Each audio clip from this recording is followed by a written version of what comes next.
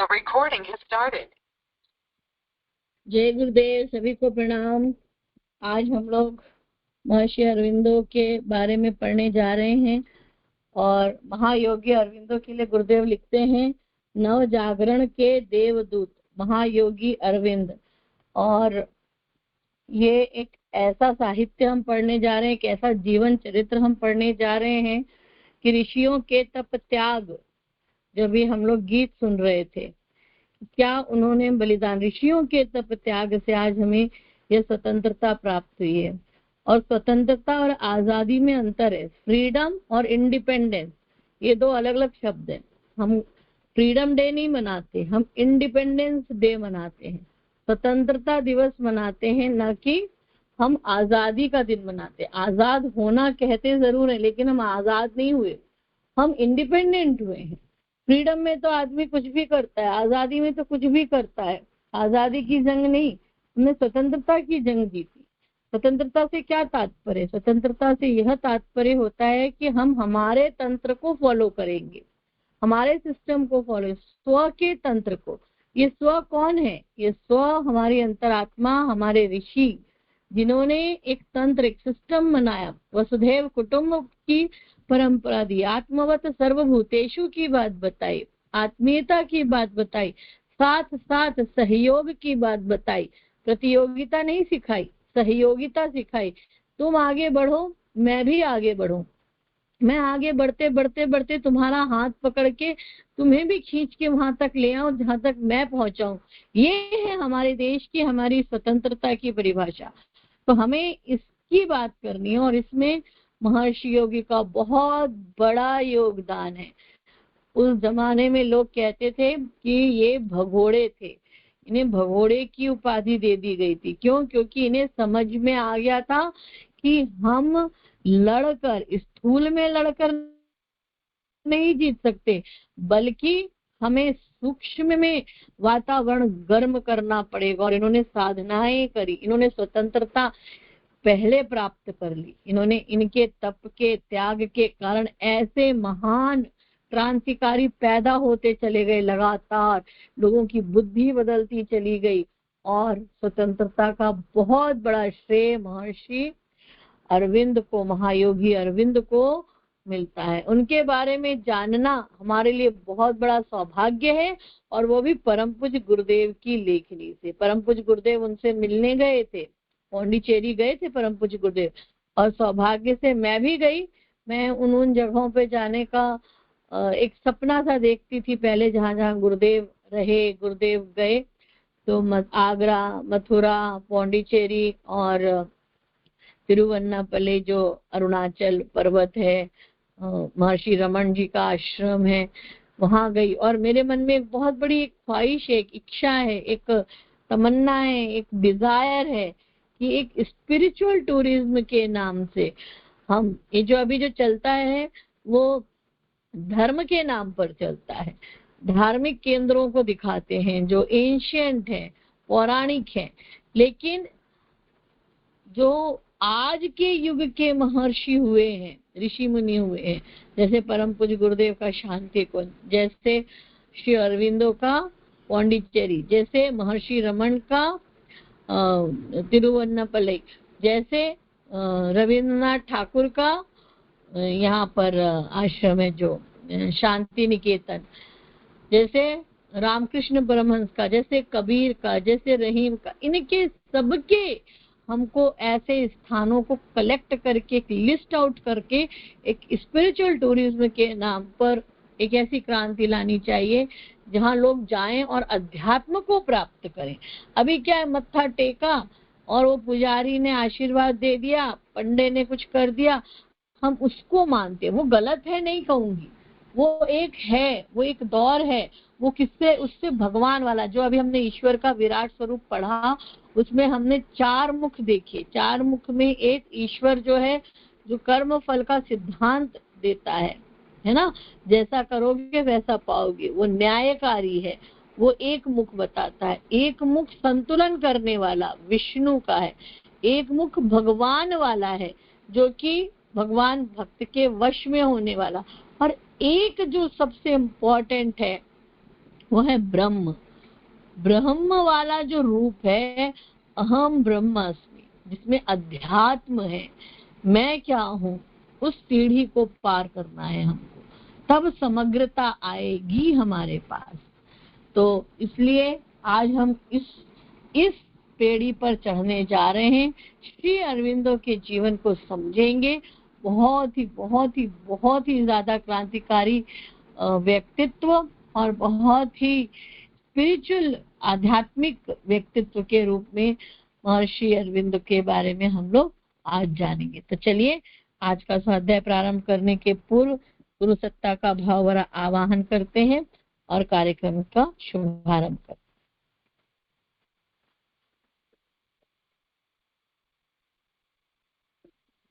चलिए मैं शुरू करती हूँ। ओम गुरुर्ब्रह्मा गुरुर्विष्णु गुरुरेव महेश्वरः गुरुरेव परब्रह्म तस्मै श्री गुरुवे नमः। ओम श्री गुरुवे नमः। आवाहयामि स्थापयामि ध्यायामि ततो नमस्कारं करोमि।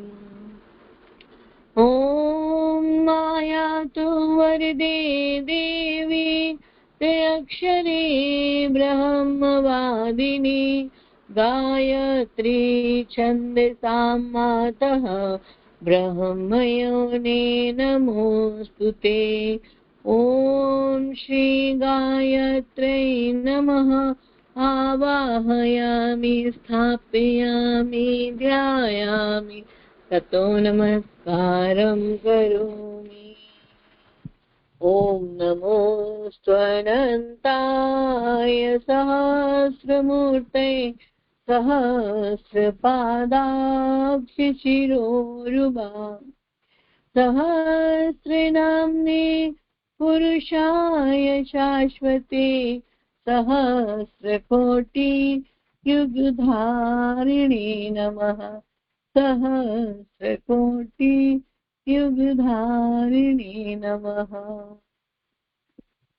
आइए उस दिव्य जीवन को समझने के पूर्व उस शक्ति का आवाहन करें, अपने अंतःकरण में धारण करें, जिससे हम सभी इस दिव्य ज्ञान को समझने में समर्थ हो सकते हैं। गायत्री महामंत्र एक साथ सहस्वर। मेरा निवेदन है कि आप सभी लोग जरूर बोलें। ॐ भूर्भुवः स्वः तत्सवितुर्वरेण्यं भर्गो देवस्य धीमहि धियो यो नः प्रचोदयात्।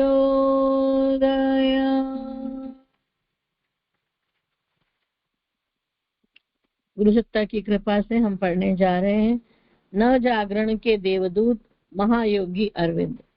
मैं इसका शुरुआती जो भूमिका पक्ष है वो लेती हूँ और उसके बाद हम आगे हमारे जो दीदी हैं शिल्पा अगर रेडी है तो शिल्पा आप रेडी रहना, जन्म और शिक्षा से, यहाँ से फिर आगे आप पढ़ना।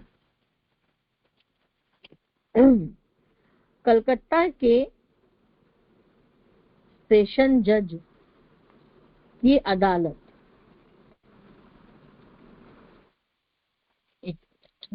कलकत्ता के सेशन जज की अदालत में मानी कलता बम केस। अच्छा फिर से पढ़ रही हूँ कि कलकत्ता के सेशन जज की अदालत में मानिकलता बम केस का ऐतिहासिक मुकदमा चल रहा था। तो एक सीन ऐसा है, दृश्य ऐसा है कि एक अदालत है, वहां पर मानिकलता बम केस हुआ है और उसकी अदालत चल रही है और एक कलकत्ता का सेशन चल रहा है। कलकत्ता में एक सेशन हो रहा है, जज बैठे हुए हैं और मानिकलता बम केस की का जो है वो ऐतिहासिक मुकदमा चल रहा है। अभियुक्तों में से अधिकांश ऐसे नवयुवक थे जिन्होंने देश को विदेशी शासन से मुक्त कराने का संकल्प लिया था और उसके लिए वे प्राण अर्पण करने को प्रस्तुत थे। ये सब युवक बड़े साहसी, उग्र और क्रांतिकारी विचारों के थे और वे अपने रक्त से हस्ताक्षर करके गुप्त समिति के सदस्य बने थे। इस मुकदमे में उनको फांसी और काला पानी जैसी कठोर दंडों की ही संभावना थी, तो भी न कोई भयभीत था, न अपने बचाव के लिए कोशिश कर रहा था। सब लोग ऐसे आमोद प्रमोद के साथ जेल खाने में रहते थे जैसे किसी महोत्सव में सम्मिलित होने आए। तो ये बहुत ही मार्मिक दृश्य है वैसे तो, लेकिन प्रेरणाप्रद है कि देश को स्वतंत्र कराने के लिए हमारे पूर्वजों ने ऐसी कौन सी मानस गोली खाई थी कि वे उन्हें मृत्यु दंड या काला पानी की सजा होने वाली है, फिर भी वो हंस खेल और मुस्कुराते हुए आमोद प्रमोद में रह रहे थे। यहाँ पर उन लोगों की एक टीम बनी थी और वो कैसे, उनका संकल्प क्या था, विदेशी शासन से मुक्त कराना, और उसके लिए उन्होंने प्राण अर्पण करने का संकल्प। सारे युवक थे, उग्र और क्रांतिकारी विचारों के थे, और उन्होंने हस्ताक्षर, मतलब जब टीम डेवलप करी तो उस टीम में ये संकल्प के साथ सबने साइन किया। और अभी साइन काहे से किया? खून से किया, अपने खून से। ना हृदय विदारक है। और ये इतने साहसी थे क्योंकि इनकी जो तड़प थी ना, भाई आप कब ऐसा काम कर सकते हो? आज अगर मैं कोई ऐसा कुकृत्य करूं जो कि निंदनीय हो, तो मैं कहोगे कि स्वाति दी ने ऐसा किया क्यों, ऐसी क्या बात हो गई? मान लीजिए मैंने किसी को जोर के एक कस के डंडे से मारा और खूब पिटाई करी, तो आप लोग क्या बोलोगे कि स्वाति दीदी या तो पागल हो गई है इसलिए ऐसा कर रही है, या फिर वो व्यक्ति जो है वो इस योग्य था उसकी ऐसी हालत करने, नहीं तो स्वाति दीदी क्यों करेंगी? उन्हें कोई पागल थोड़ी ना है, सोच समझ के काम करती। अपन ऐसे ही कहेंगे ना, कोई भी व्यक्ति, मैंने अपना नाम लेके बोला, कोई भी XYZ पर्सन जो समझदार है वो ऐसा काम कब करेगा? या तो उसके साथ बहुत ज्यादा बदतमीजी करी होगी, उसने सीमा पार कर गई होगी इसलिए उसने ऐसा काम, या फिर पागल हो गई। ये तो पता है कि पागल नहीं है। तो ये बात इतनी समझ में आती है कि इन लोगों के ऊपर इतनी प्रताड़ना इस हद की हो रही थी, अपने भाइयों बहनों को वो देख रहे थे कि ये जो अंग्रेज हैं वो इस तरीके की हरकतें कर रहे हैं कि इनको तो मार के निकालना है ही। और उसके लिए इन लोगों ने संकल्प लिया, चाहे इनको जो भी सजा मिले, सजा तो मार पिटाई तो वो कर ही रहे थे, वैसे भी कर ही रहे थे। तो ऐसा संकल्प इन लोगों का था। पर इन सब की अपेक्षा अधिक निर्भय और साथ ही अधिक गंभीर तथा निश्चिंत थे श्री अरविंद घोष, जो 10 वर्ष से अध्यात्म मार्ग के पथिक थे। अब देखो, अध्यात्म मार्ग के पथिक थे वे 10 साल से, और क्योंकि अध्यात्म मार्ग के पथिक थे तो वो तो और अच्छे से जानते थे कि शरीर मरता है, आत्मा तो अमर होती है, उन्हें क्यों भय रहा होगा, वो तो और निर्भय थे। वे राजनीतिक आंदोलन में भाग लेने के साथ ही आध्यात्मिक शक्तियों को बढ़ाने के लिए कई प्रकार के योग संबंधी अभ्यास करते रहते थे। पर जब तक वे बाहर रहे तब तक नौकरी, मतलब जब तक वे बाहर रहे तब तक वे ऐसा अभ्यास करते रहे। नौकरी और उसके बाद आंदोलन के कारण इस तरफ पूरा ध्यान देने का समय नहीं मिलता था। जब जेल में जा बैठने पर सब तरह के झंझटों से छूट गए और अपनी कोठरी में बैठकर समस्त मन प्राण से भगवान का ध्यान करने लगे, इसलिए वे अपनी जेल यात्रा को आश्रमवास कहने लगे थे। वहां उन्हें गहरी साधना का अवसर मिला और वे ब्रह्म चेतना तक पहुंच गए, जो अध्यात्म साधना का सर्वोच्च स्तर माना जाता है। कहते हैं कि जेल में प्राणायाम का अभ्यास करते समय उनका शरीर एक तरफ से हवा में ऊंचा उठ जाता था। मतलब उन्होंने प्राणायाम की, योग, हठ योग की, योग अभ्यास की साधनाएं इतनी डीपली जाकर के कर ली क्योंकि उनको रिलैक्स हो गए जेल में, उन्हें कहीं कोई टेंशन तो थी नहीं। जेल में रहना था तो उसको उन्होंने आश्रमवास भी कहा।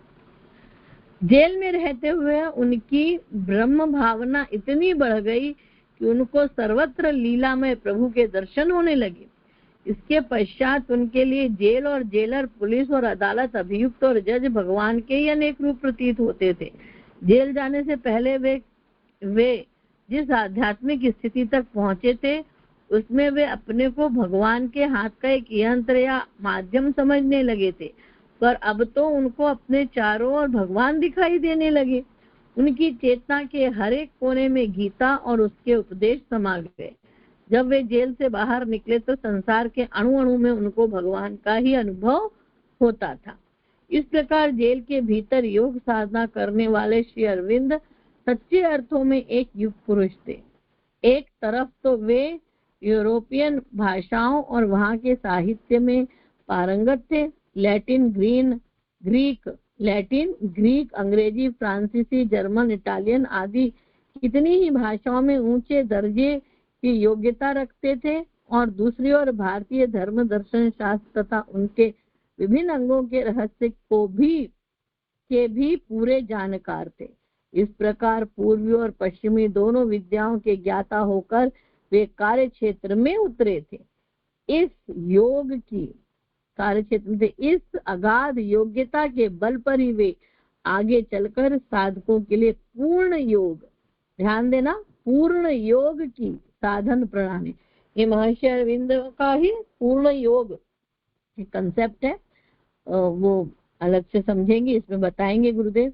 इस अगाध योग्यता के बल पर ही वे आगे चलकर साधकों के लिए पूर्ण योग की साधना प्रणाली का अनुसंधान कर सके, जिसका आश्रय लेकर भारत ही नहीं संसार के सभी देशों के अध्यात्म प्रेमी आत्मोन्नति के उच्च शिखर की तरफ अग्रसर हो रहे हैं। तो इतना इतना इतना हायर लेवल का श्री अरविंदो को बोध हो गया। जेल के अंदर सर्वव्यापी सत्ता परमात्मा के रूप में उनको दिखाई देने लग गई, सब तरफ दिख रही है, और फिर उन्होंने ब्राह्मी चेतना तक को टच कर लिया, वहां तक पहुंच गए, और फिर पूर्ण योग का सिद्धांत भी उन्होंने प्रतिपादित किया।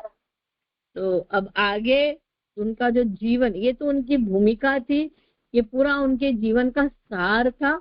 अब यहाँ से अब हम लोग जो पढ़ेंगे वो उनकी पूरी बायोग्राफी चलेगी जो गुरुदेव ने लिखी है, उनके जन्म और शिक्षा, उनका जो बैकग्राउंड और कैसे कैसे वो यहाँ तक पहुंचे, ये सब अपन, और इवन पूर्ण योग के बारे में भी हम लोग जानेंगे कि वास्तव में ये पूर्ण योग है क्या। ठीक है, तो चलिए शुरू करते हैं शिल्पा दीदी से। जय गुरुदेव। जी शिल्पा दीदी, आप 2 टॉपिक ले लीजिए। प्रणाम। जी दीदी, जय गुरुदेव दीदी जी, सभी को प्रणाम। आदरणीय स्वाति जी को प्रणाम, उन्होंने बहुत अच्छे से बताया, समझाया, बहुत बहुत धन्यवाद जी आपका। आगे का जो है जन्म और शिक्षा। श्री अरविंद जन्म सन 1879 के पिता बंगाल के बहुत प्रसिद्ध डॉक्टर थे। वे सिविल सर्जन के पद पर काम करते थे। अत्यंत परोपकारी और उदार स्वभाव के थे। वे अपने रोगियों की दवा दारू द्वारा सहायता नहीं करते थे, वरन आवश्यकता जान पड़ती तो उनके लिए पथ्य और वस्त्र की सहायता भी अपनी तरफ से करते थे। उनके जो पिता थे बंगाल के एक बहुत ही प्रसिद्ध डॉक्टर थे, और वो उनका जो हृदय था बड़ा ही उदार स्वभाव का था। हर किसी को वो मतलब ये नहीं सोचते थे पेशेंट है, उनको ये लगता था कि कैसे भी करके इनकी सहायता हम कर सकें और ये जल्दी से जल्दी इनको स्वस्थ कर सकें। पर उनके स्वभाव में एक विशेषता यह भी थी कि वे अंग्रेजियत के कट्टर समर्थक थे। इन देश वालों की अकर्मण्यता और संकीर्ण मनोवृत्ति को देखकर वे भारतीय सभ्यता और संस्कृति, दीदी पेज पलट रही हूँ,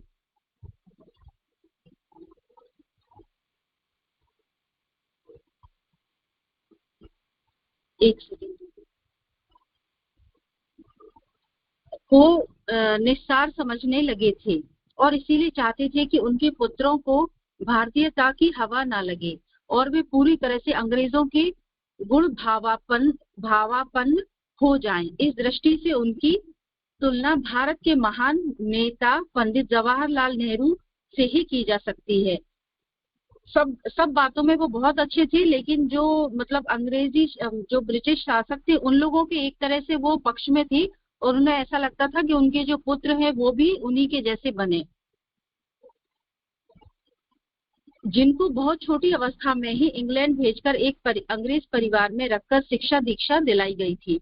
अपने इस विचार को पूरा करने के लिए उनके पिता किसी बंगला भाषा बोलने वाले को अपने यहाँ नौकरी भी नहीं रखते थे। इस प्रकार घर में रहते हुए अरविंद और उनके भाइयों ने अंग्रेजी के सिवा भारतीय भाषाओं का एक शब्द भी नहीं सीखा था। 5 वर्ष की आयु में ही श्री अरविंद को दार्जिलिंग के एक ऐसे स्कूल में दाखिल करा दिया गया जो पूर्णतया यूरोपियन था। इसमें पढ़ने वाले बालक और पढ़ाने वाले शिक्षक सब यूरोपियन थे और भारतीय भाषाओं का कोई वहाँ नाम भी नहीं लेता था। यहाँ पर उन्होंने, जब वो बहुत छोटे थे, 5 साल की उम्र के भी पहले की उम्र थी उनकी, मतलब वो बहुत ही छोटे थे, तब से उन्होंने घर का वातावरण भी इस तरह का बना दिया कि बच्चे जो हैं वो बंगला और हिंदी ना सीखें, अंग्रेजी के सिवा उनको मतलब और किसी भी लैंग्वेज का एक शब्द भी नहीं उन्होंने सीखा। और 5 साल की उम्र में उन्होंने दार्जिलिंग के एक स्कूल में उनका दाखिला करा दिया, उनका एडमिशन करा दिया, जो पूरी तरह से यूरोपियन था। वहाँ पे पढ़ने वाले बालक और पढ़ाने वाले टीचर्स सभी यूरोपियन थे और भारतीय भाषाओं का कोई वहाँ नाम भी नहीं लेता था। 2 वर्ष बाद 7 वर्ष की अवस्था में उनको विलायत शिक्षा प्राप्त करने भेज दिया गया। कम उम्र होने के कारण उनको हॉस्टल में ना रखकर मिस्टर ड्रेवेट नामक गृहस्थ के घर में रहने की व्यवस्था की गई। वे महाशय यूरोप के प्राचीन भाषा लैटिन के, जिसका सम्मान उस महाद्वीप में हमारी संस्कृत भाषा की तरह किया जाता है, बड़े विद्वान थे। उनके यहाँ रहकर श्री अरविंद ने छोटी अवस्था में ही इस भाषा का पर्याप्त ज्ञान प्राप्त कर लिया। सन 1885 में जब मिस्टर ड्रेवेट इंग्लैंड छोड़कर ऑस्ट्रेलिया में रहने को चले गए तो अरविंद को सेंट पॉल स्कूल में दाखिला करा दिया गया।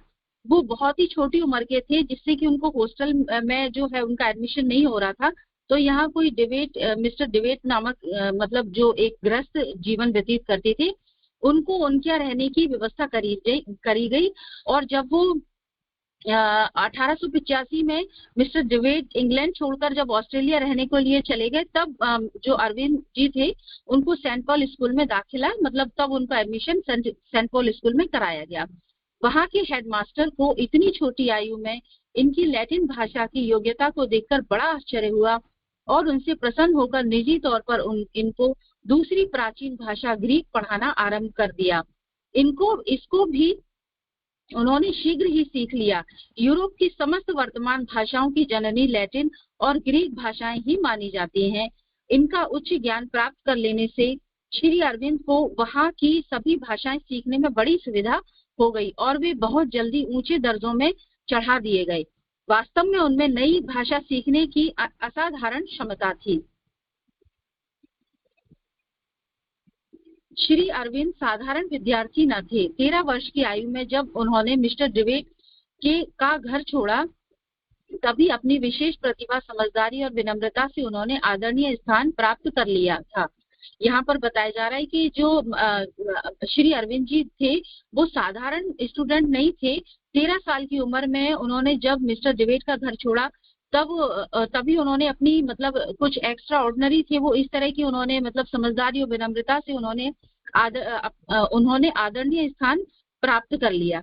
अपनी इस विकसित योग्यता के कारण उन्होंने सेंट पॉल स्कूल की पढ़ाई 4 वर्ष में ही पूरी कर ली और लगभग 17 वर्ष की आयु में कैम्ब्रिज के किंग्स कॉलेज के लिए 80 पाउंड लगभग 5,500 रुपए की सर्वोच्च छात्रवृत्ति प्राप्त कर ली। अंग्रेजी और फ्रांसीसी भाषाओं की विशेष योग्यता के साथ उन्होंने जर्मन, इटालियन और स्पेनिश भाषाओं का भी साधारण ज्ञान प्राप्त कर लिया। यहाँ बताया जा रहा है कि जो मतलब स्कूल में उनको 4 साल में ही उन्होंने अपनी जो भी पढ़ाई थी वो कंप्लीट कर ली और 17 साल की उम्र में उन्होंने मतलब कैम्ब्रिज के जो किंग्स कॉलेज है वहां पर उन्होंने स्कॉलरशिप मिली उनको, जो मतलब 80 पाउंड और अगर हम उसको हमारी इंडियन करेंसी में देखें तो 5,500, जो कि वहाँ की सबसे हाईएस्ट स्कॉलरशिप छात्रवृत्ति जो थी वो मिली उनको। और अंग्रेजी और फ्रांसीसी भाषाओं की विशेष योग्यता के साथ उन्होंने जर्मन और इटालियन स्पेनिश भाषाओं का भी मतलब साधारण ज्ञान प्राप्त कर लिया। 14 वर्ष की आयु में उन्होंने एक कविता पुस्तक रच डाली जिसकी अनेक विद्वानों ने प्रशंसा की। ग्रीक और लैटिन की काव्य संबंधी योग्यताओं के लिए कैम्ब्रिज विश्वविद्यालय में जो पुरस्कार दिए जाते थे वे प्रतिवर्ष इन्हीं को मिलते थे। मतलब वो इतने ज्यादा वहां पर एक तरह से फेमस हो गए कि उन्होंने 13-14 साल की उम्र में उन्होंने एक पोयम की बुक भी लिखी और जो भी उनको मतलब जो भी काव्य संबंधी जो वहाँ कंपटीशन होते थे वो उनको कैम्ब्रिज विश्वविद्यालय में वो श्री अरविंद जी को ही उनका पुरस्कार जो है वो वही लेते थे। मतलब वो इतने प्रतिभाशाली थे। पिता के आदेश से श्री अरविंद ने ICS इंडियन सिविल सर्विस की परीक्षा बिना किसी शिक्षक की सहायता लिए ही दे डाली और उसमें उच्च श्रेणी में पास हो गए। पर उन्होंने घुड़सवारी की ओर ध्यान नहीं दिया जिससे परीक्षा का प्रमाण पत्र इनको न मिल सका। पर जो विद्यार्थी अन्य विषयों में अच्छी योग्यता दिखलाते थे उनको घुड़सवारी का इम्तिहान दोबारा देने का मौका दिया जाता था। पर इन्होंने उसकी तरफ कुछ ध्यान नहीं दिया। इससे अनेक लोगों ने बाद में यह ख्याल किया कि वे परीक्षा में जानबूझकर फेल हो गए क्योंकि उनकी यह आकांक्षा नहीं थी कि भारतवर्ष में कलेक्टर या कमिश्नर बनकर अंग्रेजी नौकरशाही के एक अंग बन जाएं। भगवान को भी यह अभिप्रेत नहीं था कि जिस व्यक्ति को संसार के मार्ग प्रदर्शन के लिए भेजा गया है वह कोई बड़ा सरकारी अफसर बनकर खाने पीने और फैशन की बातों में अपनी जिंदगी बिता दे। इसलिए उनकी पूरी विचारधारा किसी दूसरी तरफ ही बहने लग गई थी। दीदी आगे का टॉपिक है जीवन का मार्ग परिवर्तन। लेना है क्या दीदी इसको? हाँ ले लीजिए दीदी। हाँ दीदी लीजिए ये वाला। जी दीदी धन्यवाद दीदी। जीवन का मार्ग परिवर्तन। इस तरह सन 1863 तक 21 वर्ष की आयु में अरविंद ने इंग्लैंड की कॉलेजों की सब पढ़ाई समाप्त कर डाली। अंग्रेजी पर तो उनका ऐसा अधिकार था कि उसमें बढ़िया कविता की रचना कर डालते थे। इतना ही नहीं लैटिन और ग्रीक भाषाओं में काव्य रचना की शक्ति भी उनको प्राप्त हो चुकी थी। पर यूरोप की भाषाओं का इतना अधिक ज्ञान प्राप्त कर लेने पर भी किसी भारतीय भाषा को वे अभी तक नहीं बोल सकते थे। ICS की परीक्षा के लिए उनको बांग्ला भाषा सीखनी पड़ी थी पर उसमें उनका ज्ञान बहुत टूटा फूटा था। जैसा कि विदेशी लोग भारतवर्ष में आकर किसी प्रकार हिंदी बोलकर काम चला लेते हैं, उनके पिता उनको पक्का अंग्रेज बनाना चाहते थे और जन्म से अब तक वे अंग्रेजी वातावरण में ही रहे थे। उनका सोचना, विचारना, बोलना, लिखना, पढ़ना सब अंग्रेजी में ही होता था। यहाँ बताया जा रहा है कि इस तरह सन 1863 में वो 21 वर्ष के हो गए थे अरविंद जी और उन्होंने इंग्लैंड की कॉलेजों में सब पढ़ाई समाप्त कर ली थी। अंग्रेजी पर उनका इतना मतलब बहुत अच्छा उनकी कमांड हो गई थी। उसमें बढ़िया कविता पोयम वगैरह वो करने लग गए थे। इतना ही नहीं मतलब और लैंग्वेजेस जैसे कि लैटिन और ग्रीक भाषाओं में भी उनको मतलब कविताएं करने लग गए थे और यूरोप की भाषाओं का उनको मतलब बहुत अधिक ज्ञान हो गया था। और ICS की परीक्षा के लिए उन्होंने बांग्ला भाषा भी उनको सीखनी पड़ी थी पर उसमें उनका ध्यान बहुत ही ज्यादा टूटा फूटा था। जैसा कि विदेशी लोग मतलब जैसे कि जो हम ब्रिटिशर्स थे जो हमारे मतलब भारत में आके जैसे वो टूटी फूटी हिंदी केवल काम चलाने के लिए कि हमारा काम चल सके, हम अपनी भाषा मतलब अपना बात बता सके और उनकी बात समझ सके सामने वाला क्या कह रहा है, बस तो वो इतना ही समझ पाए उस चीज को।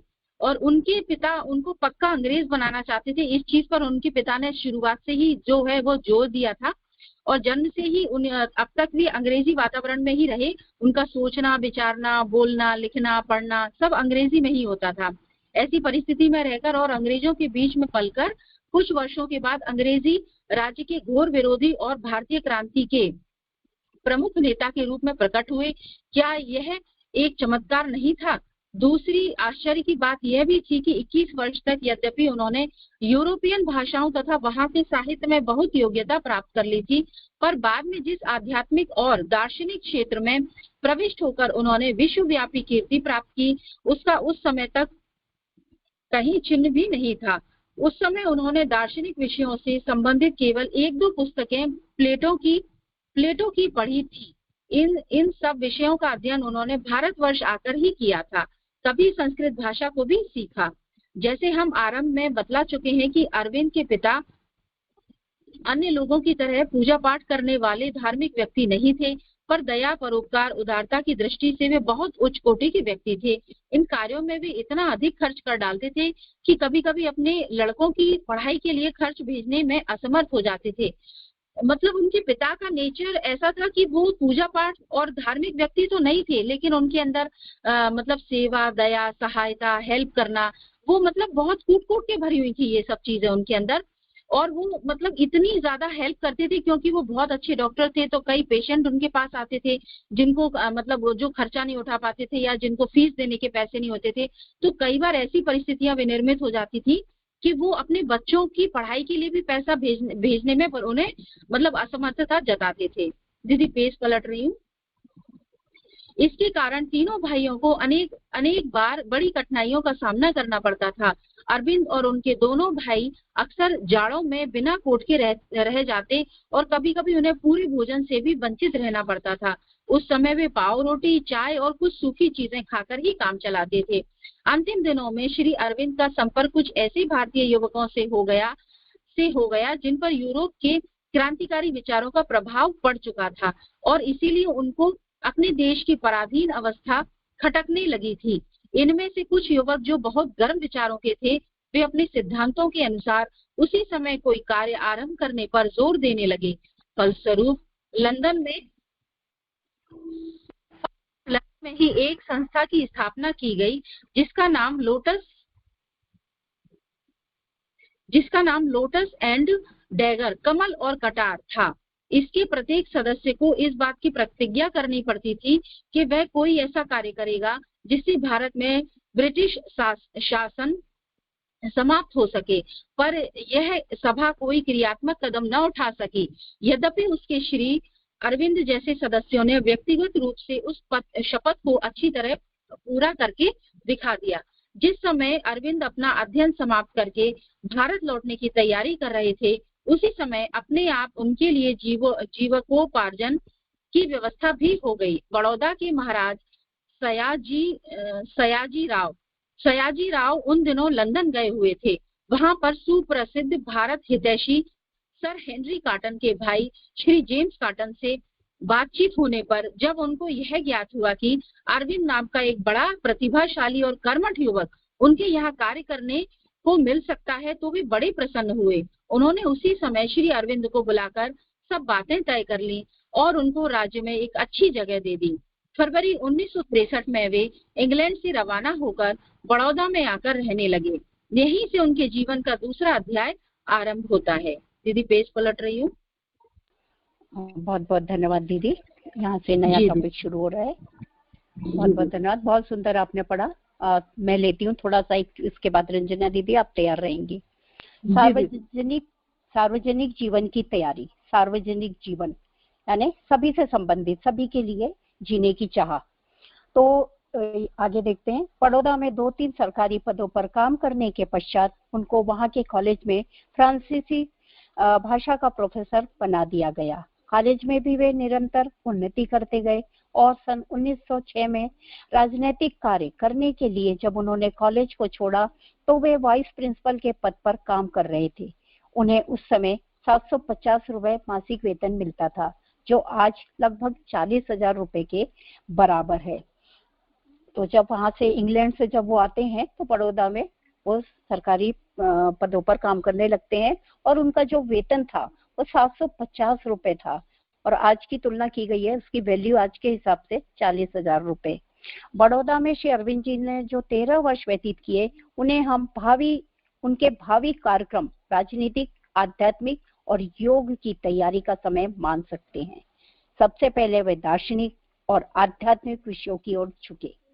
भारत के प्राचीन साहित्य का अवलोकन करके उन्होंने यह समझ लिया कि यह देश वास्तव में एक ऐसी महान संस्कृति का उत्तराधिकारी है जिसकी तुलना संसार में अन्यत्र मिल सकनी असंभव है। पर साथ ही यहाँ की लज्जाजनक पराधीनता और करोड़ों लोगों की भीषण गरीबी को देखकर उनको खेद भी कम नहीं होता था। वास्तव में अपने देश और समाज की तत्कालीन हीनावस्था में प्राचीन संस्कृति पर गर्व करना हास्यास्पद है। भारतवासियों के जीवन में से प्राचीन काल के उत्तम गुणों का तो लोप हो गया और उनका स्थान अनेक मूर्ता जनित कुसंस्कारों, हानिकारक रूढ़ियों ने ले लिया। इसलिए भारत के उद्धार की आकांक्षा करने वाले किसी भी व्यक्ति का प्रथम कर्तव्य यह था कि वह सबसे पहले समाज के भीतर जमा हो जाने वाले इस कूड़ा करकट की सफाई कर डाले। बहुत ही सुंदर बात यहाँ पर, जब उन्होंने उन्होंने जो 13 वर्ष बिताए थे वहां पर ये बात कही जा रही है कि उन्होंने इस कार्यक्रम की जो योजना बनाई थी, यदि उनके जीवन को देखें तो राजनीतिक, आध्यात्मिक और योग की तैयारी का समय हम उसको मान सकते हैं। पर वो सबसे पहले कहाँ उनका झुकाव हुआ? दार्शनिक और आध्यात्मिक विषयों की तरफ, अध्यात्म की तरफ वो झुके और दर्शन शास्त्र की तरफ, जिसपे उन्होंने ज्यादा जोर दिया। तो भारत के इतिहास का जो यहाँ पर साहित्य का अवलोकन करने पर उन्होंने जो जाना कि वास्तव में कितनी सुंदर बात कही गई है कि वास्तव में ऐसा देश कहीं भी नहीं है, किसी देश से इसकी तुलना नहीं की जा सकती है।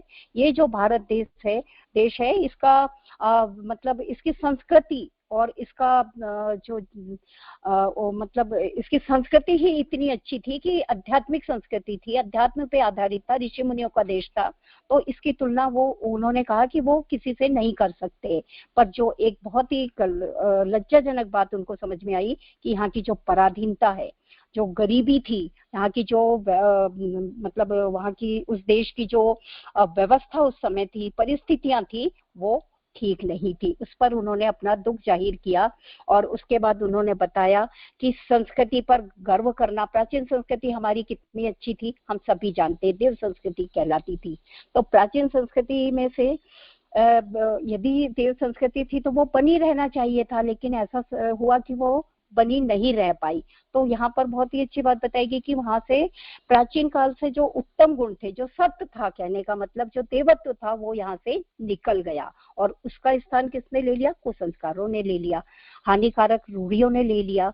इसीलिए यदि जब ऐसी स्थिति परिस्थिति किसी देश की हो जाती है तो उसमें व्यक्ति का सबसे पहला कर्तव्य ये होता है कि इस कूड़ा करकट को बाहर निकाला जाए। यहाँ पे परम पूज्य गुरुदेव कहते हैं ना कि सबसे पहले व्यक्ति निर्माण कर लीजिए, आप अपना निर्माण कर लीजिए, अपना आत्म परिष्कार करिए। तो ये बात यहाँ पर समझ में आती है। और जब भी युग बदलते हैं, जैसे सतयुग था, उसके बाद त्रेता आया, द्वापर आया, तो सतयुग के बाद जब त्रेता आया तो सत्य का जो सत्य था वो धीरे धीरे कम होने लगा और तम ने उसका स्थान लिया। ठीक इसी तरह यहाँ पे रूढ़िवादिताएं और जो आसुरी शक्तियां हैं, जो कुसंस्कार है, ये इन्होंने जगह ली। तो इसकी सफाई करना सबसे पहला कर्तव्य बना। श्री अरविंद जी ने इस तथ्य को भली भांति हृदयंगम किया, पर उनको यह भी अनुभव हुआ कि समाज की सफाई का कार्य आरंभ करने से पहले हमको अपनी सफाई कर डालनी चाहिए। भारतवर्ष एक धर्म प्रधान देश है, यहाँ की अशिक्षित जनता भी गलत या सही ढंग से धार्मिक भावों से ही संचालित होती है। इसलिए उसका सुधार उत्थान करने वाले को पहले आध्यात्मिक दृष्टि से स्वयं अपने को कुछ योग्य बना लेना चाहिए। पुनः गुरुदेव की बात कि हम अपना आत्म परिष्कार करें। हम यदि परिष्कृत हो गए तो ही हम किसी को अपनी बात कह सकेंगे और उसे बना पाएंगे। जैसे कि अपना व्यक्ति निर्माण करें, फिर परिवार का निर्माण हम कर सकते हैं। यहाँ पे भी अरविंद जी यही बात बता रहे हैं कि पहले सफाई कर ली जाए, अपनी सफाई कर ली जाए, अपने आप को इस तरह बना लिया जाए कि हम आगे का कार्य कर सकते हैं। और वो कार्य था जो उत्थान था, सुधार करना था, जो उस देश का उत्थान करना था, उसके लिए आध्यात्मिक दृष्टि से की ही जरूरत थी। तो उसके लिए अपने आप को पहले बना लिया जाए, निर्माण कर लिया जाए। यह निश्चय कर लेने पर उन्होंने सबसे पहले भारतीय भाषाओं को सीखने की तरफ ध्यान दिया। अभी तक उनको अपनी मातृभाषा बंगला का भी ठीक अभ्यास नहीं था, इसलिए उन्होंने एक बंगाली विद्वान को शिक्षक के रूप में बुलाया। साथ ही मराठी और गुजराती का भी अभ्यास भी करने लगे, क्योंकि बड़ौदा राज्य में इन्हीं दोनों का प्रयोग किया जाता था। धार्मिक साहित्य का ज्ञान प्राप्त करने के लिए उन्होंने संस्कृत सीखी और धीरे धीरे उसमें इतनी उन्नति की कि वे वेद और उपनिषदों की व्याख्या भी करने लग गए। कहते हैं ना, शिक्षा जिस प्रकार से प्राप्त की जाए तो उसी तरह अभ्यास करते करते हम उसमें निपुण हो जाते हैं।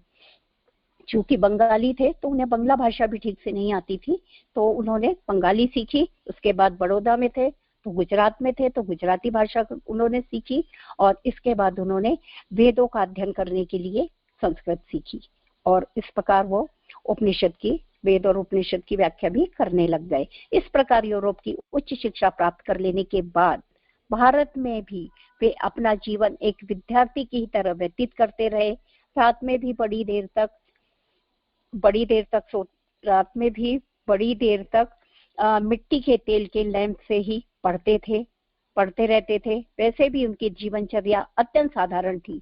वे लोहे की चारपाई पर सोते थे और बहुत बार जाड़े में भी रजाई नहीं रखते थे। उनका भोजन भी साधुओं की तरह अत्यंत सादा और आडंबर रहित होता था। उनको अगर कोई धुन या व्यसन था तो वह पढ़ने का ही था, जिससे उनका ज्ञान भंडार निरंतर बढ़ता जाता था। अब यहाँ पर चूंकि वो फॉरेन से, यूरोप से अपनी शिक्षा ग्रहण करके आए थे, उच्च शिक्षा प्राप्त की थी, तो उस हिसाब से उनके अंदर गुण होना था, लेकिन उन्होंने अपने उस गुणों को आत्मसात नहीं किया। उन्होंने अपने देश में, भारत में एक विद्यार्थी की ही तरह उन्होंने अपना जीवन बिताया, और भारतीय संस्कृति के तहत ही उन्होंने अपने जीवन को आगे बढ़ाया। उस समय जो व्यवस्था थी, उस समय लाइट की व्यवस्था नहीं होने के कारण उन्होंने लैंप में अपनी पढ़ाई करी। जीवन बहुत ही साधारण था उनका, और अपने जीवन को साधने के लिए, जैसे कि जब ठंड बहुत पड़ती थी तो वो रजाई भी नहीं रखते थे ताकि वे अपने जीवन को साध सके। अब उनके राजनीतिक विचारों में भी परिवर्तन हो रहा था। बचपन से ही अंग्रेजों के मध्य में रहने और अपनी पूरी शिक्षा अंग्रेज शिक्षकों द्वारा ग्रहण करने में के कारण वे अब तक यूरोपियन सभ्यता को आदर की दृष्टि से देखते थे और कभी उस पर आक्षेप या व्यंग नहीं करते थे। पर भारत में आकर यहाँ की पराधीनता तथा अंग्रेजों के अहन्मान्यतापूर्ण व्यवहार को देखकर उनमें जातीयता का भाव बढ़ने लगा और वे उग्र शब्दों में विदेशी शासन की आलोचना करने लगे। उसी समय उन्होंने बंबई के इंदु प्रकाश पत्र में पुराने की जगह नए चिराग शीर्षक लेखमाला प्रकाशित कराई थी, जिसमें उन राजनीतिज्ञों की कठोर आलोचना की गई थी जो अंग्रेजों की खुशामद करके कुछ अधिकार प्राप्त करने की चेष्टा किया करते थे। तो यहाँ पर उन्होंने यूरोपियन भाषा से उन्हें कोई प्रॉब्लम नहीं थी, उसको वो हमेशा आदर ही करते थे। लेकिन जब भारत की स्थिति देखी उन्होंने आकर, और भारत में अंग्रेजों का व्यवहार देखा, तो उन्होंने यहाँ पर कटाक्ष करा और यहाँ पर उन्होंने उसका विरोध करना शुरू किया। सन 1901 में उनका विवाह रांची बिहार के निवासी श्री भोपाल चंद की कन्या मृणालिनी देवी से हो गया। यद्यपि अपनी पत्नी के साथ श्री अरविंद का व्यवहार सदैव प्रेमपूर्ण रहा, पर ऐसे असाधारण व्यक्तित्व वाले महापुरुष की सहधर्मिणी होने से उसे सांसारिक दृष्टि से कभी इच्छानुसार सुख की प्राप्ति नहीं हुई। प्रथम तो राजनीतिक जीवन की हलचल के कारण उसे पति के साथ रहने का अवसर ही कम मिल सका। फिर आर्थिक दृष्टि से भी अरविंद जी का जीवन जैसा सीधा साधा था, उसमें उसे कभी वैभवपूर्ण जीवन के अनुभव करने का अवसर नहीं मिला। केवल जब तक वे बड़ौदा में रहे वह कभी कभी उनके साथ सुखपूर्वक रह सकी। फिर जब वे पांडिचेरी में जाकर रहने लगे तो उनकी बढ़ी हुई योग साधना की दृष्टि से पत्नी का साथ रहना निरापद नहीं था, तो भी कर्तव्य भावना से उन्होंने उसे पांडिचेरी आने को कह दिया। पर उसी अवसर पर इन्फ्लुएंजा की महामारी के आक्रमण से उनका देहावसान हो गया। बहुत ही सुंदर बात यहाँ पर जो सीखने लायक है कि भाई जब कभी ऐसे बड़े व्यक्ति के साथ यदि किसी कन्या का विवाह हो जाता है तो उसके अनुसार उनका जीवन उसे जीना पड़ता है। और जब कोई महापुरुष थे और जो अपने जीवन को देश के लिए जी रहे थे तो उनके अनुसार उन्हें भी उस जीवन को जीना पड़ा, और उन्होंने अपना जीवन उनके हिसाब से जिया, अपने पति के अनुसार, और उसके बाद उनका इन्फ्लुएंजा की महामारी से उनका देहावसान हो गया। बड़ौदा में रहते समय ही श्री अरविंद जी का संबंध क्रांतिकारी दल से हो गया था। वास्तव में इस दल के सूत्रधार और प्रमुख कार्यकर्ता उनके छोटे भाई वीरेंद्र ही थे। श्री अरविंद यद्यपि इसमें सक्रिय भाग नहीं लेते थे, पर सम्मति और सहायता उनसे सदैव मिलती रहती थी। इसके साथ ही उनका जीवन अध्यात्म की तरफ भी अग्रसर हो रहा था। यद्यपि उस जमाने की दृष्टि से वे पर्याप्त वेतन पाते थे जिसमें अमीरों की तरह रह सकते थे, पर इस तरफ उन्होंने कभी ध्यान ही नहीं दिया। उनका रहन सहन बहुत सादा था, पर दूसरों के लिए खर्च करते रहने के कारण महीने के अंत में उनके पास एक पाई भी नहीं बचती थी।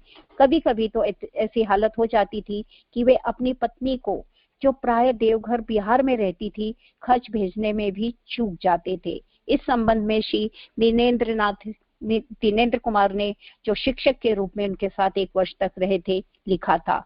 तो यहाँ पर बहुत अच्छी बात है कि जब भी लोक कल्याण के लिए जो व्यक्ति जीवन जीता है, जो देवत्व को धारण करके देवता के रूप में जीवन जीता है, तो उसके जीवन में यह सब कमियां आती ही है और उसे लोक हित की बात होती है, लोक कल्याण की बात होती है। वो स्वयं के लिए स्वार्थी जीवन नहीं जीता। बहुत ही सुंदर बात यहाँ पर जो लिखी गई, श्री अरविंद कोई सांसारिक जीव नहीं थे। श्री अरविंद कोई सांसारिक जीव नहीं थे, वे तो कोई देवता थे जो भटककर भूमंडल पर आ गए थे। उनके चेहरे पर एक भाव था, बाल लंबे थे और आंखें अर्ध उन्मीलित सी लगती थी। फैशनेबल कपड़े न पहनकर वे देशी कपड़े की एक मिर्जई पहनते थे। उनकी कोई आकांक्षा नहीं थी, ख्याति से बचते थे, बातचीत बहुत कम करते थे, आत्म संयम का पालन करते थे और केवल अध्ययन ही उनका मुख्य कार्य था। बहुत सुंदर उनका इंट्रोडक्शन, बहुत ही सुंदर शब्दों में यहाँ पर गुरुदेव ने बताया कि कोई देवता थे, देवता तुल्य जी मतलब व्यक्ति थे, महापुरुष थे, और जो इस धरती पर आ गए थे किसी तरह से। और जब उनका जो जीवन था, उनकी जो जीवन था वो सादा जीवन था, बहुत ही सिंपल कपड़े पहनते थे और ख्याति से बचते थे। जो आज हम सब भागते हैं इसके पीछे, उनके जीवन में नहीं थी। तो ये महापुरुषों का और देवताओं का, महामानवों का जीवन ऐसा ही होता है, जो बहुत सुंदर यहाँ पे बताया।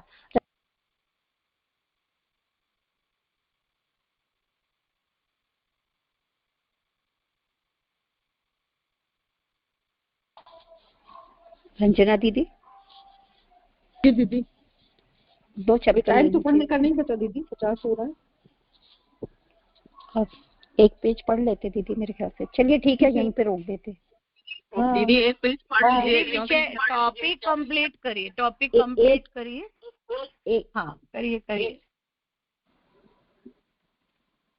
ठीक है, मैं लेती हूँ। योगाभ्यास की प्रगति। यद्यपि श्री अरविंद को अध्यात्म तथा योग की आंतरिक प्रेरणा बड़ौदा आने से पहले भी प्राप्त होती रहती थी, पर उस समय वे साहित्य और काव्य के प्रभाव में विशेष रूप से बह रहे थे। इसीलिए उस समय उन्होंने अध्यात्म पर विचार नहीं किया। भारतवर्ष आकर जब उन्होंने यहाँ के प्राचीन साहित्य का अध्ययन किया तो उनका झुकाव स्वमेव उधर होने लगा। पर योगाभ्यास का आरंभ बिना गुरु के नहीं किया जा सकता। यद्यपि उन्होंने इस समय बाकायदा कोई गुरु तो नहीं बनाया, पर उनकी कई उच्च श्रेणी के पथ प्रदर्शक मिल गए। नर्मदा तट के चौदोद स्थान में प्रतिष्ठित गंगा मठ के सदगुरु ब्रह्मानंद ने दर्शन देकर श्री अरविंद के लिए योग मार्ग को प्रशस्त किया। यह बात प्रसिद्ध थी कि ये महात्मा किसी की आंखों की तरफ नहीं देखते थे, पर श्री अरविंद को अधिकारी समझकर उन्होंने इनकी ओर देखा ही नहीं, वरन सफलता के लिए शुभ आशीर्वाद भी दिया। यह भी कहा जाता है कि ब्रह्मानंद के एक शिष्य ने ही इनको सर्वप्रथम प्राणायाम की शिक्षा दी। सन 1904 में ये प्राणायाम और धारणा का अभ्यास करने लगे और क्रमशः इसमें कई घंटे तक लगाने लगे। 3 वर्ष पश्चात उन्होंने ग्वालियर के श्री लेले को अपना सहायक बनाया और इससे योग मार्ग में अच्छी प्रगति हुई। इन सब के साथ उनके भीतर एक ऐसी शक्ति काम कर रही थी जिसकी सहायता से वे योग संबंधी विषयों की जानकारी स्वयं ही प्राप्त कर लेते थे। अब यहाँ इनके योग अभ्यास की प्रगति के बारे में बता रहे हैं। शुरू में ही हम लोगों ने जाना कि ये योग की तरफ इनका झुकाव था, और लेकिन बीच में इनका छूट गया था क्योंकि ये साहित्य और काव्य के प्रभाव में आ गए थे, तो समय ही नहीं मिलता था। पर इसके बाद जब वो भारतवर्ष आए तो उन्होंने यहाँ के प्राचीन साहित्य का अध्ययन भी किया और अध्ययन के साथ साथ इनका झुकाव फिर से योग की तरफ होने लगा। तो गुरु तो उन्होंने कोई नहीं बनाए थे, पर स्वतः ही इनके जीवन में जो है सदगुरु ब्रह्मानंद ने दर्शन दिया और इनके योग मार्ग को प्रशस्त किया। और इसके बाद जो है ग्वालियर में भी श्री लेले के मार्गदर्शन में इन्होंने योग मार्ग की प्रगति की।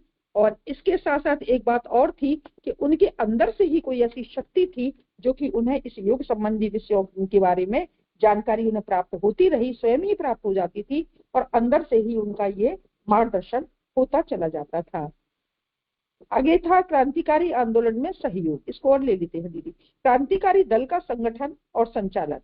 यद्यपि श्री अरविंद की आध्यात्मिक प्रकृति के विशेष अनुकूल तो नहीं था, तो भी आरंभिक काल में उन्होंने इसमें महत्वपूर्ण योग दिया। इस संबंध में यह जान लेना आवश्यक है कि उन्होंने कभी शस्त्रास्त्र की शिक्षा, बम बनाना, हथियार जमा करने के कामों को स्वयं नहीं किया। आंदोलन का यह विभाग तो श्री वारिंद्र के जिम्मे था और उसके लिए कुछ साथी भी बना लिए थे। श्री अरविंद तो इस कार्य में भाग लेने वाले युवकों को प्रेरणा दिया करते थे और आवश्यक होने पर मार्गदर्शन करते थे। तो ये बहुत सुंदर बात कि वो क्रांतिकारी दल में का संचालन वो करते रहे, पर उनके प्रकृति में उनका नेचर नहीं था कि वो इस तरीके के उसमें भाग ले। आध्यात्मिक प्रकृति थी उनकी। उनका जो भाई था वीरेंद्र, उनके जिम्मे था ये कार्य। ना उन्होंने कभी शस्त्रों की शिक्षा ली, ना कभी बम बनाना सीखा, पर जो है वो इस कार्य में जो युवक भाग लेते थे उनको वो प्रेरणा दिया करते थे और मार्गदर्शन भी देते थे। जब छुट्टी मिलती तो बंगाल के विभिन्न स्थानों का दौरा करके ऐसे लोगों से संपर्क स्थापित करते जिनसे इस कार्यक्रम में सहायता मिल सकती थी। उन्होंने महाराष्ट्रीय क्रांतिकारियों से भी संपर्क स्थापित कर लिया था। यह एक अनोखी बात हुई थी कि श्री अरविंद के नाना ऋषि राजनारायण बोस जैसे धार्मिक वयोवृद्ध सज्जन इस आंदोलन से प्रभावित हो उठे। नवयुवक रविंद्रनाथ ठाकुर ने भी क्रांतिकारी दल की शपथ ग्रहण की। योगेन मुखर्जी और चारूचंद्र दत्त जैसे ऊंचे दर्जे के मजिस्ट्रेट और आईसीएस अफसरों ने इस कार्य में सहयोग प्रदान किया। तो वो क्या करते थे, बस बंगाल के स्थानों का दौरा करते थे, लोगों से संपर्क करते थे और महाराष्ट्रीय क्रांतिकारियों से भी उन्होंने संपर्क किया और इसमें उनका सहयोग उनके नाना ऋषि राजनारायण जैसे वयोवृद्ध सज्जन ने भी दिया, जो कि बहुत धार्मिक थे, वो भी प्रभावित थे इनसे। और रविन्द्रनाथ ठाकुर ने भी इनके क्रांतिकारी दल की शपथ ली। बहुत मुखर्जी, योगेन मुखर्जी, चारूचंद्र दत्त, ऊंचे दर्जे के लोग, आईसीएस अफसर, इस सारे लोग इनके कार्य में सहयोग प्रदान किया करते थे। सिस्टर निवेदिता जो स्वयं अंग्रेज थी, भारतवासियों से सहानुभूति रखने के कारण इस आंदोलन में सहायता पहुंचाने लगी। बड़ौदा के एक सरदार श्री केशवराज जाधव के भतीजे श्री माधवराव को सैनिक शिक्षा प्राप्त करने तथा बम और रिवॉल्वर का ठीक प्रयोग सीखने के लिए इंग्लैंड भेजा गया। श्री अरविंद ने इसके लिए कुछ आर्थिक सहायता भी की। इस प्रकार उन्होंने भारतवर्ष को पराधीनता के बंधनों से छुड़ाने वाले आंदोलन को अग्रसर बनाकर मातृभूमि के प्रति अपने कर्तव्य का पालन किया। उस समय वे भारतीय क्रांतिकारी के एक प्रमुख संचालक थे, पर जब वे खुले तौर पर राजनीतिक आंदोलन में भाग लेने लगे तो आतंकवादी दल से उनका संबंध बहुत कम हो गया था। तो यहाँ जो है विभिन्न तरीके से उन्होंने इसमें भाग लिया और उनके पास कई लोग आए और उनका शिक्षण भी प्राप्त करवाया। जैसे कि माधवराव सिंधिया की बात है ये, ग्वालियर के, उनको सैनिक शिक्षा प्राप्त करने के लिए भेजा गया इंग्लैंड और इन्होंने अपनी तरफ से उनको आर्थिक सहायता भी दी। तो इस तरह से जो भारतवर्ष पराधीन था उसके बंधनों से छुड़ाने के लिए जो आंदोलन किया गया उसके प्रति अपने कर्तव्य का ये पालन करते रहे, अपनी मातृभूमि के प्रति, और क्रांतिकारियों के ये प्रमुख संचालक बने थे। पर अभी इन्होंने खुले रूप से राजनीतिक आंदोलन में भाग नहीं लिया था। ये आगे आएगा राजनीतिक संघर्ष का युग। जय गुरुदेव, प्रणाम सभी को। आगे विचारों का क्रम दीदी ले लीजिए। बहुत बहुत धन्यवाद दीदी। प्रतिभा दीदी, आगे संचालन ले लीजिए आप। जी दीदी, जय गुरुदेव, सभी को प्रणाम। बहुत ही सुंदर आध्यात्मिक चरित्र श्री अरविंदो को हम लोगों ने जाना, समझा और बहुत ही अद्भुत आ गया। और हम लोग समझेंगे कि किस प्रकार से इन्होंने अध्यात्म के जगत में जो कुछ भी किया उसको हम लोग और समझेंगे। तो आज विचारों के क्रम में आप सभी के मन में जो भी भाव उत्पन्न हुए हों वो बहुत ही कम शब्दों में व्यक्त करें। सबसे पहले तो ये बोलना चाहूंगी कि ये पुस्तक लिखी होगी गुरुदेव ने। गुरुदेव को शरीर छोड़े ही 35 वर्ष तो हो गए हैं, 25 साल ये 10 साल, तो 35 साल से पुरानी पुस्तक है ये। और मुझे ऐसे लगता है गुरुदेव ने लिखी होंगी तो 1980s में लिखी होगी मैक्सिमम, लेट से लेट। 84 के बाद तो गुरुदेव सूक्ष्मीकरण साधना में चले गए, फिर तो क्रांति धर्मी साहित्य ही उनका अंतिम साहित्य था। तो 40 साल से ज्यादा पुरानी ये पुस्तक है। और इसमें जब गुरुदेव लिख रहे हैं कि 40,000, तो हम लोग बस यही कहना है कि 40,000 उनकी आज की डेट में अगर वहाँ लिख रहे हैं तो हमको ये रेफरेंस देखना चाहिए कि पुस्तक कब की है। पढ़ते वक्त हम लोग ये समझें कि ये पुस्तक कब लिखी गई है। जीवन चरित्र तो श्री अरविंदो का है, जो है तो वही रहेगा और जो कैलकुलेशंस होंगी वही रहेंगी, लेकिन 40 साल पहले 40,000 सैलरी की बात कर रहे हैं, तो 40 साल बाद आज की डेट पे अगर हम कैलकुलेट करने बैठेंगे तो करोड़ों में जाएगी। तो करोड़ों नहीं तो चलो लाखों में तो हो ही जाएगी, क्योंकि अगर मैं खुद अपना ही देखती हूँ कि हम लोगों को आज से 25 साल पहले 10,000 की हम लोगों की सैलरी हुआ करती थी और आज लाखों में है। तो डेफिनेटली जैसे कि एक क्रीम लेयर होता है जिसको अभी पैकेजेस ऐसे मिल रहा है 2.5 लाख 3 लाख 4 लाख 5 लाख का मंथली पैकेज, तो इस तरीके की सैलरी को छोड़कर देश हित के लिए कार्य करना। आज भी हम लोगों से चर्चा होती है कि हम ही लोगों से पूछते हैं लोग कि आप कैसे आ गए, क्योंकि आईटी जॉब छोड़ना भी अपने आप में बहुत बड़ी बात थी और आज मैं खुद किसी और को नहीं सोच सकती हूँ, लेकिन मैंने ये सोचा। तो वो जो जज्बा अंदर है, इस जज्बे को समझना बहुत महत्वपूर्ण है कि कौन सी ऐसी तड़प, कौन सा ऐसा जज्बा, कौन सा ऐसा बोध उनको हुआ और टोटली उन्हें। आप ये देखिए, मैं यही कहती हूँ कि अभी आप लोगों ने शायद पढ़ा हो, मैं एक बार फिर से पढ़ूंगी कि इनके पिताजी ने इनको आइसोलेटेड रखा। किससे? लोकल भाषा से। लोकल जो उनकी भाषा चलती है, बंगाली है, हिंदी है, इससे भारतीयता से टोटल आइसोलेटेड रखा। फिर भी ये विदेश में जाकर के किस तरह से अपने ही भाइयों से मिल गए। तो जो विधि का विधान होता है उसे कोई नहीं रोक सकता। तो ये बहुत ही शानदार बात है। और एकदम ये जो बड़ौदा का जिक्र हो रहा है, हम बड़ौदा के उनके उस आवास पर भी गए, वहां पर भी और डीप में जाएंगे कभी मौका लगा तो। और यहाँ पर भी ओरोविले करके जो विदेशी इनके डिसाइपल्स हैं वो लोग बनाते हैं। और जय गुरुदेव। ज्यादा कुछ नहीं, आप लोग विचार दीजिए और हम लोग दोपहर में और रात में भी आगे इसे कंटिन्यू करेंगे। प्रणाम। जय दीदी सरिता पांडे दीदी को लेते हैं, उन्होंने क्वेश्चन टच किया। दीदी प्रणाम। आज का विषय अरविंद जी का जो जीवन चरित्र और उनकी जो बायोग्राफी पढ़ी जी उससे बहुत। दीदी आप बोलिए, सरिता पांडे दीदी। हाँ दीदी, आवाज आ रही है? जय गुरुदेव प्रणाम। आवाज नहीं आ रही दीदी? आ रही आवाज, लेकिन थोड़ा कम है, थोड़ा सा। दीदी आपने अगर लीड लगाई है तो लीड निकाल दीजिए, बस लीड निकाल के बोलिए। बिल्कुल नहीं आती, निकाल देंगे तो आवाज। चलिए निकाल। हाँ दीदी अब आई आवाज? लीड निकाल दिया। अब आ रही आवाज? नहीं आ रही ना दीदी? अभी आ रही है, बोलिए अभी आ रही। अच्छा, जय गुरुदेव, सभी को प्रणाम। दीदी बहुत ही सुंदर अरविंद जी का जीवन चरित्र, इतना ज्यादा प्रभावित किया है गुरु जी ने जो लिखा है, उसके साथ साथ हम लोगों को इतनी जानकारी मिली है।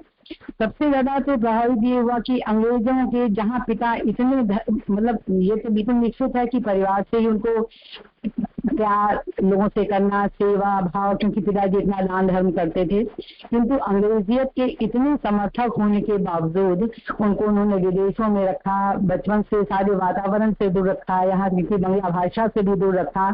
किंतु उनके अंदर जो एक प्रभु की जो देवत्व के रूप में वो आए, वो जागा और उन्होंने इसके लिए कितना किया कि उनके अंदर ये जो भावना जागी, ये उनको बहुत ही ज्यादा प्रभावित की कि उन्होंने ये देखा कि हमारे देश के लिए काम होना चाहिए, भारतवर्ष के लिए हमारी संस्कृति इतिहास को पढ़ा, लेकिन लगा उनको कि हमारा देश इतनी गरीबी में है, इतना इनके अंदर कुरीतियाँ इतने इनके अंदर अंधविश्वास छा गए, जब तक हम इन्हें दूर नहीं कर सकते तब तक हमको अपनी भारतीयता पर गर्व कर कैसे करें, कैसे हम इनका विरोध करें। इसके लिए उन्होंने पूरे अपने साहित्य को पढ़ा, हिंदी संस्कृत पढ़ा, गुजराती पढ़ी, जैसे जैसे उनको जहाँ जहाँ जैसा जैसा मौका मिलता गया। और उसके बाद फिर उन्होंने अपनी क्रांतिकारी पत्रिका में भी लिखा, उसका विरोध किया। तो ये सब देख करके लगता है कि वास्तव में अगर हमें अपने देश को आगे उठाना है, जो गुरु जी ने बराबर कहा कि पहले हमें अपने व्यक्तित्व का निर्माण करना है, पहले हमें अपना सुधार करना है, कि पढ़ करके और आगे फिर इनका जो बाई द वे हमको सौभाग्य मिला, इनके पांडिचेरी आश्रम में भी जाने का हमको सौभाग्य मिला है। और वहाँ की शांति में, वहाँ के पूरे साहित्य को देख करके लगता है कि कैसे कैसी विभूतियाँ हमारे देश में हुई हैं, और हम सब लोग उनसे कुछ से शिक्षा ग्रहण करें, कुछ तो अपने देश के लिए करें। जय गुरुदेव, प्रणाम करें। जी बहुत बहुत धन्यवाद दीदी, आप बहुत आए, आपकी आवाज आती है और थोड़ा सा आया करिएगा। तो जी ना उसके बोलने पे भी आवाज आ गई। आपने मौका दिया, हमको मौका मिला, धन्यवाद दीदी, बहुत बहुत। अनीता दीदी आप विचार देंगे। जय गुरुदेव, सभी को प्रणाम। बहुत ही अच्छा हम लोग पढ़ रहे हैं कि 9 जागरण के देवदूत महायोगी अरविंद। तो उनके जीवन को अभी तक जो हम लोगों ने पढ़ा वो 3 उसमें मुख्य उनके जीवन की धारा थी। एक तो अध्यात्मवाद था, और राजनीति का आंदोलन, और तीसरा योग, है ना। योग के प्रति भी वे समर्पित थे। अध्यात्मवाद और अध्यात्मवाद का जो डीप अध्ययन हम कह सकते हैं कि जो ब्रह्म जागरण, ब्रह्म की भावना उनके अंदर जो डेवलप की, वो कहाँ हुई।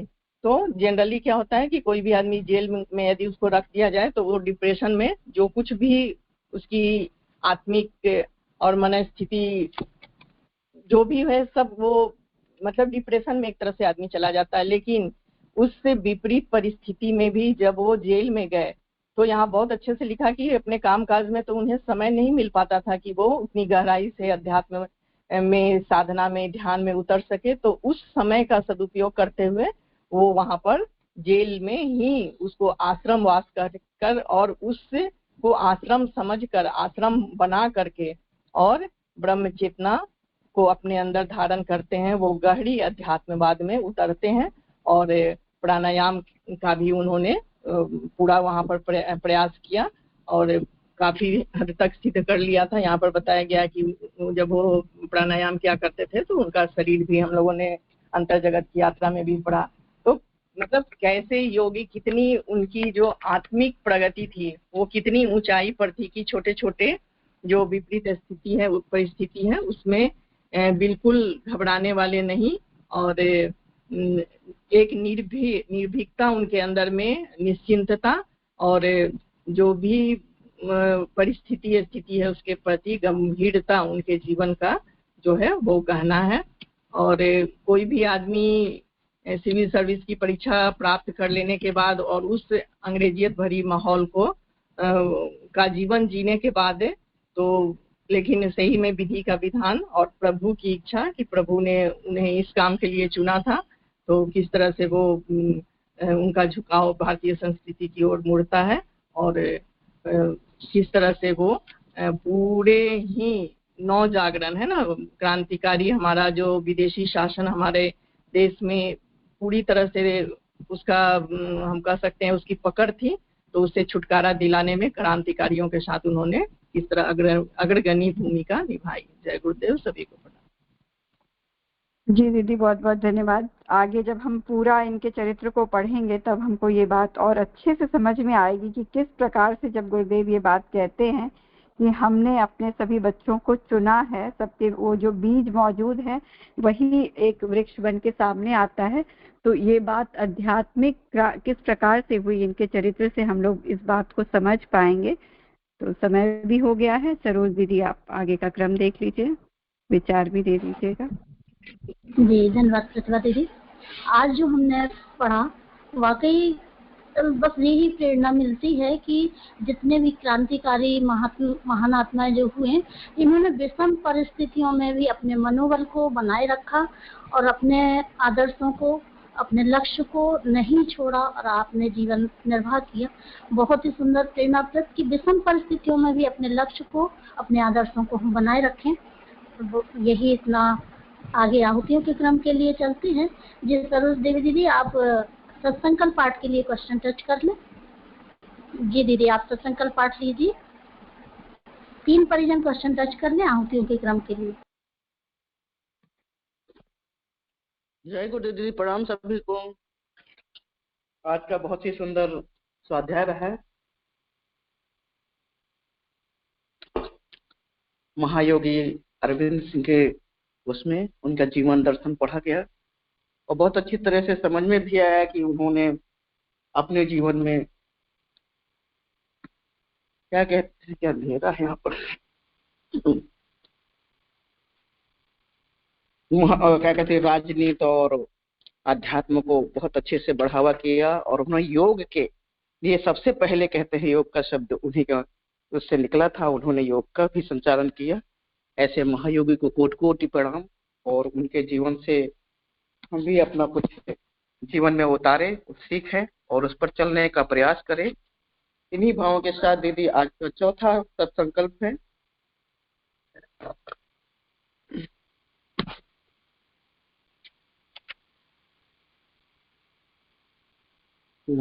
चौथा सत्संकल्प है इंद्रिय संयम, अर्थ संयम, समय संयम और विचार संयम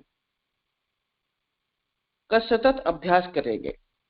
यहाँ पर बहुत अच्छी तरह से जिस तरह उन्होंने महायोगी जी का जीवन दर्शन पढ़ा, तो यहाँ संयम सिखाया गया है कि हम इंद्रिय संयम, अपने इंद्रियों को संयम में रखेंगे, अपने नेत्रों से वही देखेंगे जो हमें देखने योग्य होगा, कानों से वही सुनेंगे जो हमारे लिए सार्थक होगा। अर्थ संयम, कमाएं लेकिन जब खर्च करें तो 10 बार सोचे कि इसको कैसे खर्च करें, कहाँ खर्च करें और क्यों खर्च करें। ऐसा यहाँ संयम बताया गया। अर्थ संयम, समय संयम। भगवान ने 24 घंटे सभी को दिए हैं। इन 24 घंटों में आजकल सभी के पास समय का अभाव है, लेकिन भगवान ने बहुत सुंदर तरीके से इसके साथ किसी के साथ कोई बेईमानी नहीं की, कोई बुरा भाव नहीं किया, न छोटे बड़े का किया, न कुछ। सबको, राजा हो या रंग हो, सभी को 24 घंटे दिए हैं। इन 24 घंटों को जो विवेकवान होता है, अपने जीवन में अपने जीवन को संतुलित कर लेता है, उसके पास 4-6 घंटा सोचना पड़ता है कि ये कहाँ खर्च करें। असंयम है जिसके जीवन में, असंयम है, कोई संयम ही नहीं है, कब उठना है, कब सोना है, कब जागना है, उनके लिए रोना है कि समय नहीं है। किसी से कुछ भी कहो तो वो यही कहते हैं कि भाई करना तो चाहते हैं, बहुत अच्छी चीज आप लोग बता रही हैं, लेकिन क्या करें बहन जी, समय नहीं मिलता है। तो यहाँ पर गुरुदेव कहते हैं कि समय का भी संयम, और जब समय का संयम हो जाता है तो हमारे पास बहुत समय बचता है, तो हमको सोचना पड़ता है कहाँ खर्च करें इसको। यहाँ पर समय का संयम और विचारों का संयम। आजकल विचारों के ही कारण चारों तरफ हाहाकार मचा हुआ, क्योंकि हमारे पास विचार हैं लेकिन सद्गुणी नहीं है, दुर्गुणों से भरे हुए हैं, इसलिए दुनिया में हाहाकार मचा हुआ है। तो विचारों का संयम कैसे मिलेगा? विचारों के संयम के लिए हमको स्वाध्याय करना पड़ेगा। बुरे विचारों को हटाने के लिए अच्छे विचारों का समागम करना ही पड़ेगा, तब हम अच्छे विचारों को ला पाएंगे। क्योंकि विचारों का प्रदूषण बहुत जोर शोर से, वायु प्रदूषण के लिए रोते हैं, सब प्रदूषण के लिए रोते हैं, लेकिन विचारों के प्रदूषण के लिए किसी को नहीं पता कि विचारों का प्रदूषण क्या होता है। तो विचारों का भी संयम, विचारों को भी सद्गुणी बनाए ताकि हमारा जीवन उज्जवल और सार्थक हो। यहाँ पर 4 तरह के संयम बताए गए। चारों संयमों को अपने जीवन में उतारें और इनका सतत अभ्यास। इसी को कहते हैं दीदी साधना। साधना व्यक्ति की 24 घंटे चलती है। हर क्षण हर वक्त अपने समीक्षा करे कि कहीं हमने गलत तो नहीं किया। कहते हैं ना कि फूक फूक के पैर रखो, कहीं पर कंकड़ तो नहीं आ गया। अगर कहीं कांटे पे पड़ गया तो एक कांटा लगती है पूरा शरीर कब जाता है।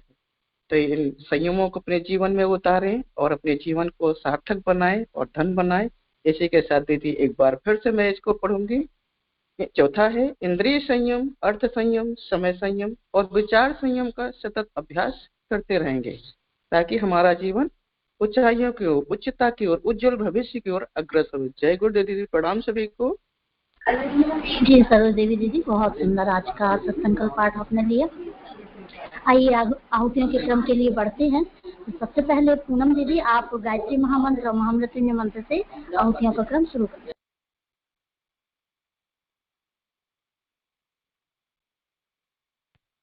जय गुरुदेव, सभी को प्रणाम। आज के स्वाध्याय को समझने व सभी को सद्बुद्धि प्राप्त हो, इन्हीं भावों के साथ गायत्री मंत्र की आहुतियां समर्पित करते हैं।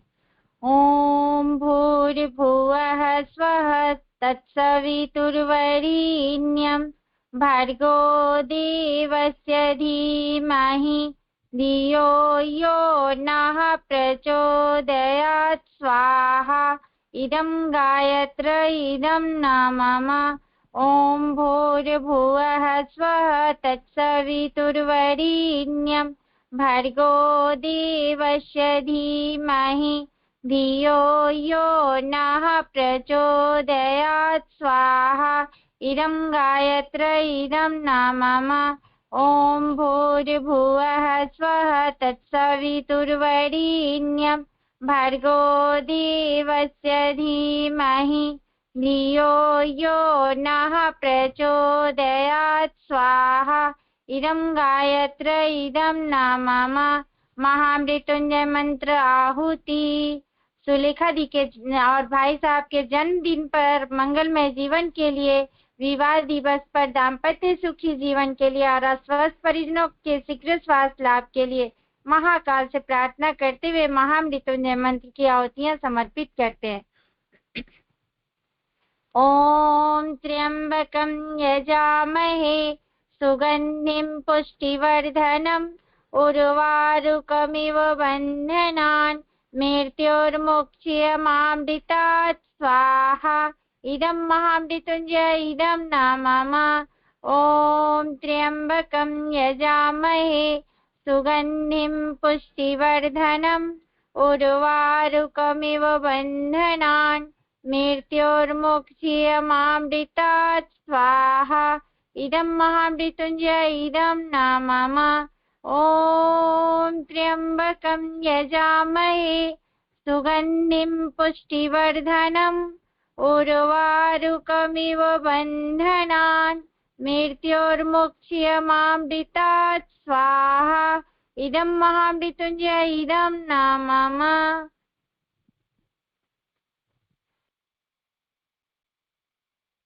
दिवंगत आत्मा नाम शांति अर्थम आहुति। वे परिजन जिन्होंने स्थूल शरीर छोड़ दिया है, उनकी आत्मा की शांति एवं सद्गति की प्रार्थना करते हुए भावपूर्ण आहुति।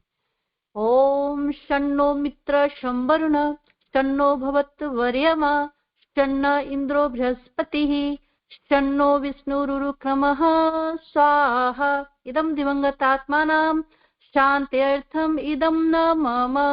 ओम शन्नो मित्र शंवरुण शन्नो भवत् वर्यमा शन्न इंद्रो बृहस्पतिः शन्नो विष्णुरुक्रमः स्वाहा। इदं दिवंगतात्मानां शान्त्यर्थम इदं न मम।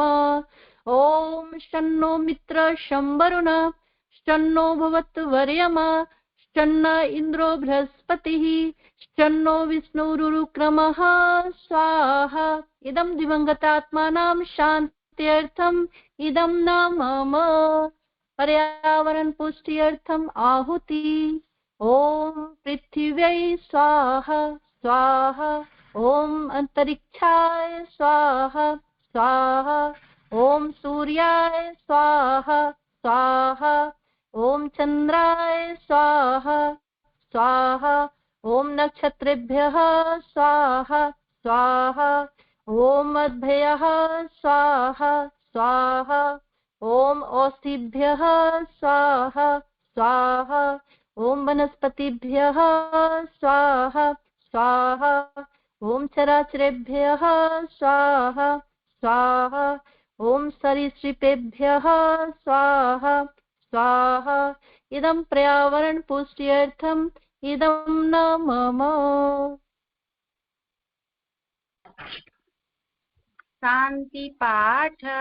सर्वत्र शांति हो, सभी के पापों का शमन हो और प्रभु की अनुकंपा सब पर बरसे, इसी भाव के साथ आइए शांति पाठ करें। ओम द्यो शांतिरंतरिक्षे गं शांति पृथ्वी शांतिरापः शांतिरौषधयः शांति वनस्पतयः शांतिर्विश्वे देवा शांतिर्ब्रह्म शांति सर्वगं शांति शांतिरेव शांति सामा शांतिरेधि। ओम शांति शांति शांति सर्वारिषु शांतिर्भवतु। अब आई सभी देव शक्तियों को भाव भरा नमन बंदन करते हैं और आपसे पुनः पधारने का आग्रह करते हैं।